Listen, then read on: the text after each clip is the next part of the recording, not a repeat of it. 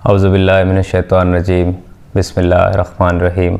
अस्सलाम वालेकुम ladies and gentleman, आप देख रहे हैं यूट्यूब चैनल सैयद फ़ाज़िल बुखारी और मैं आपकी खिदमत में हाज़िर हूँ आज एक नए टॉपिक के साथ, फाइनलिटी ऑफ प्रॉफिटहुड, ख़त्म नबूवत। जिस तरह हम सब का ईमान है कि हज़रत मोहम्मद सल्लल्लाहु अलैहि वसल्लम को जो आखिरी नबी नहीं मानता वो इस्लाम के दायरे से बाहर है। दो ही एस्पेक्ट हैं इस्लाम में एंट्री के, एक ला इलाहा इल्लल्लाह मुहम्मद रसूलुल्लाह, दूसरा अल्लाह ताला के सिवा कोई इबादत के लायक नहीं, अल्लाह वहदहू ला शरीक है और हज़रत मोहम्मद सल्लल्लाहु अलैहि वसल्लम अल्लाह ताला के रसूल हैं। तो हमारा इस चीज़ पे ईमान है। अब ये क्योंकि इसके इश्यूज़ चल रहे हैं, काफ़ी चल रहे होते हैं, आपको नज़र आ रहा होगा ऑन एंड ऑफ, नौज़ुबिल्लाह जो शैतानी क़ुव्वतें हैं वो हमारे हज़रत मोहम्मद सल्लल्लाहु अलैहि वसल्लम की शान में गुस्ताखी करते हैं। आप इंडिया का वाक़या नूपुर शर्मा का देख लें या आप सलमान रुश्दी की किताब देख लें, ये सारों ने नौज़ुबिल्लाह हज़रत मोहम्मद सल्लल्लाहु अलैहि वसल्लम की शान में गुस्ताखी की है। और आप चार्ली हेल्बो मैगज़ीन देख लें, हर आए दिन कोई न कोई मुसलमानों को टेस्टर लगाया जाता है, ईमान को टेस्ट करने के लिए, यूनिटी को टेस्ट करने के लिए, क्योंकि हम सारे मुसलमान एक ही नाम हज़रत मोहम्मद सल्लल्लाहु अलैहि वसल्लम के झंडे तले हम मुसलमान कहलाते हैं। हम और इसके अंडर हम सारे मुत्तहिद हैं, चाहे वो किसी भी फ़िरके से हों। हम सारे डिफरेंसेस भूल के हज़रत मोहम्मद सल्लल्लाहु अलैहि वसल्लम के नाम पे यूनाइटेड हो जाते हैं। तो हमें यूनाइटेड रहना भी चाहिए। हमारे लिए हज़रत मोहम्मद सल्लल्लाहु अलैहि वसल्लम की ज़ात से ऊपर कोई भी चीज़ नहीं है, ना कि हमारा अपनी माल और अपनी जान। हमें हज़रत मोहम्मद सल्लल्लाहु अलैहि वसल्लम अपनी जान और अपने माल से भी ज़्यादा अज़ीज़ होने चाहिए अगर हम अपने आप को मुसलमान कहलाते हैं। तो हम थोड़ा सा इसके बारे में ज़िक्र करेंगे। What is finality of prophethood? ये ईमान का हिस्सा है। हम अगर मुसलमान अल्लाह ताला पर यकीन रखते हैं तो लाज़िम है कि मोहम्मद सल्लल्लाहु अलैहि वसल्लम पर हम यकीन रखें, ईमान रखें, क्योंकि ये जो दीन किया गया है हमें मोहम्मद के थ्रू पहुँचा है सल्लल्लाहु अलैहि वसल्लम। ये कुरान हमें हज़रत मोहम्मद सल्लल्लाहु अलैहि वसल्लम के थ्रू पहुँचा है। ये सुन्नत हमें हज़रत मोहम्मद सल्लल्लाहु अलैहि वसल्लम के थ्रू पहुँची है। जो चीज़ हम प्रैक्टिस करते हैं, जो चीज़ हम ईमान रखते हैं, यकीन रखते हैं या अपनी ज़िंदगी जिस चीज़ के मुताबिक गुजारते हैं, वो सारी तोहफ़ा है हज़रत मोहम्मद सल्लल्लाहु अलैहि वसल्लम का अल्लाह की तरफ से दिया हुआ। तो आज उस पर थोड़ी सी बात करेंगे। Culmination of line of profits की लाइन में फुल स्टॉप है।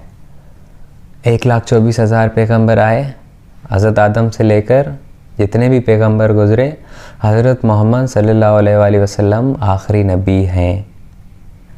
अब कुरान कहता है Muhammad is not the father of any of your men, but he is the messenger of Allah and the seal of prophets, and Allah has full knowledge of all things.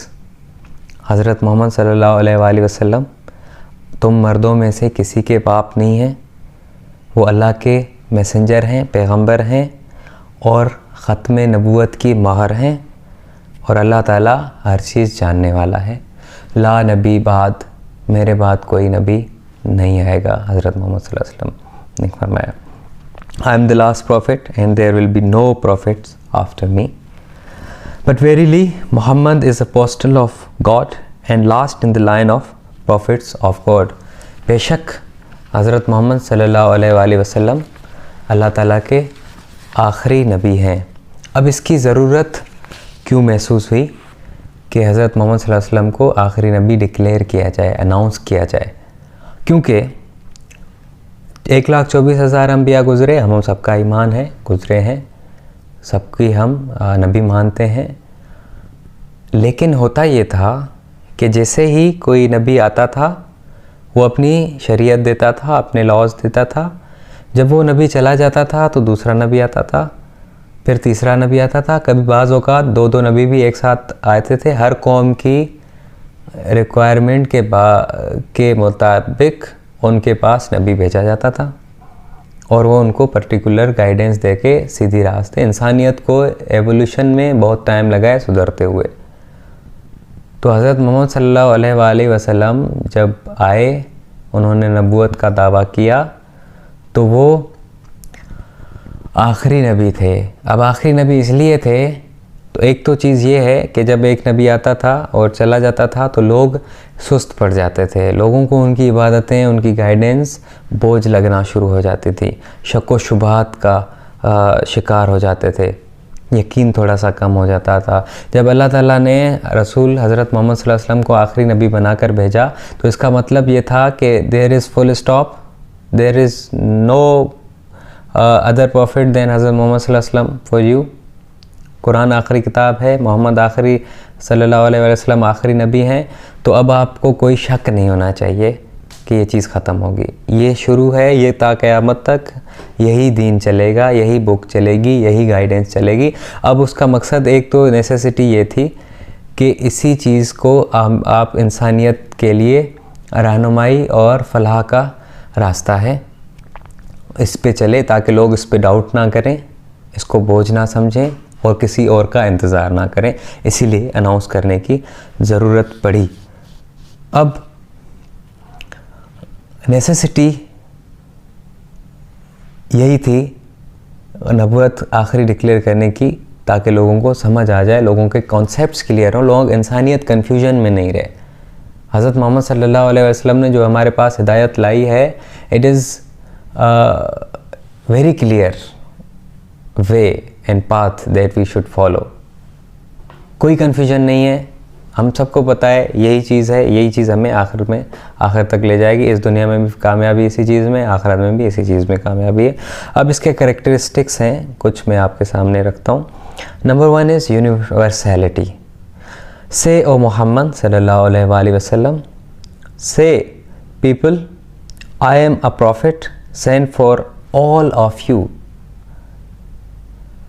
मैं तुम सब के लिए नबी बनाकर भेजा गया हूँ, सब के लिए। वो सिर्फ इसलिए नबी नहीं है कि एक पर्टिकुलर सेक्शन के लिए हो, पर्टिकुलर ग्रुप ऑफ पीपल के लिए हो, पूरी कायनात के नबी हैं,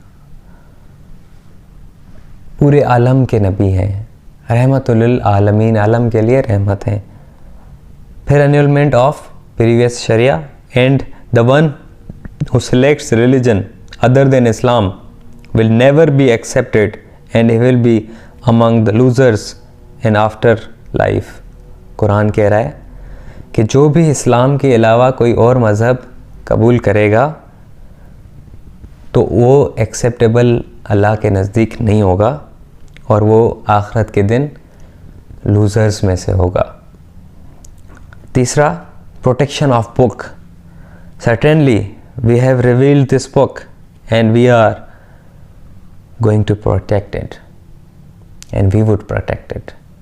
हमने इस कुरान को नाजिल किया और हम ही इसकी हिफाजत का ज़िम्मा लेते हैं। अल्लाह ताला ने हिफाजत का ज़िम्मा लिया है। ये ता क़यामत कुरान जिस तरह उतारा गया है हज़रत मोहम्मद सल्लल्लाहु अलैहि वसल्लम पर, यही कुरान आखिर तक इंसानियत के लिए मशाल रहा होगा। नंबर 4, प्रोटेक्शन ऑफ सुन्ना। No other prophet has this quality that whole life was recorded. किसी नबी की 1,24,000 में किसी नबी की लाइफ को इतना ज़्यादा प्रोटेक्ट नहीं किया गया, उसकी टीचिंग्स को, उसकी बातों को, उनका उठना, खाना, पीना, घूमना फिरना, मामला, ताल्लुकात, as military leader, strategist, military strategist, head of state, diplomat, peace maker, educationist, as husband, as son, as father, जिस तरह जो आप पहलू उठा के हज़रत मोहम्मद सल्लल्लाहु अलैहि वसल्लम का देख लें, हर चीज़ रिकॉर्डेड है, प्रोटेक्टेड है, प्रिजर्व्ड है।